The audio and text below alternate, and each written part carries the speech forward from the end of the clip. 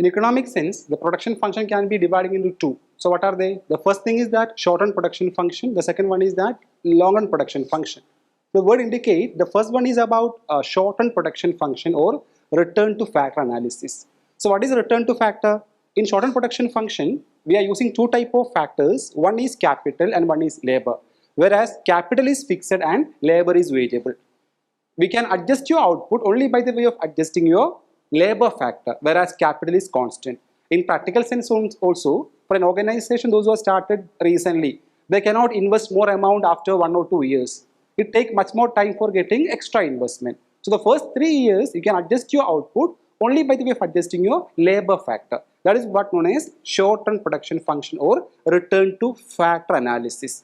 Also known as return to factor analysis or law of variable proportion. There are different type of proportions. So in this short-run production function, we are evaluating what is the productivity of labor, because we know that capital is fixed.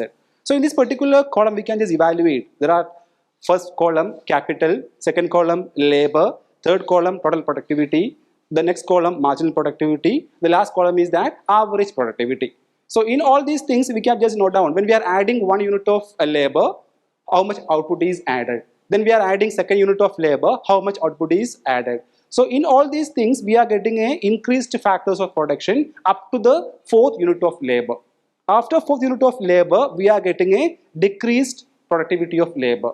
Then in the last two cases, we are getting a negative productivity of labor. This productivity can be evaluating by the way of a graph also. See, check the diagram, the TP, MP and AP. What is TP? Total product. What is MP? Marginal product. And what about AP? Average product. So depending upon the character and the movement of EMP, marginal product, we can decide the 3 categories of short-run production function. The first stage, see, the MP is keep on increasing. That is what known as marginal product or first stage or increasing return to factor. The first stage where which EMP is keep on increasing, TP is increasing and AP is increasing. That is what known as first stage or increasing return to factor.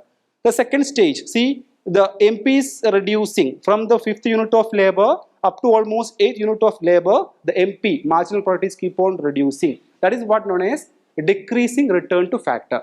It is keep on reducing. The last stage, see, the 9th and 10th unit of labor is not at all creating any more output to the organization.